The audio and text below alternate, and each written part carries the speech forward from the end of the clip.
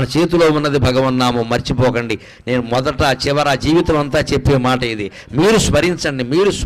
మనస్సులో స్మరించదలుచుకుంటే మడి లేదు, ఆచారం లేదు, ఇవి స్నానం చేసే సమయం లేదు, భోజనం చేసే సమయం లేదు, ఎప్పుడైనా స్మరించవచ్చు. దానికి నియమం లేదు, నిష్ట లేదు, మనస్సుకి రూపం లేదు, కాబట్టి ఏ నియమం ఉండదు. అన్ని రోజులు పాటించినా ఒక్కరోజు కాళ్ళు కడుక్కోలేదు, దేవుడు అంత కక్ష కట్టడమ్మా. దేవుడిని పిశాచం అనుకోకండి, దేవుడు ప్రియుడు. నువ్వు ఒక్కరోజు నియమం తప్పితే దేవుడు కక్ష కడతాడా?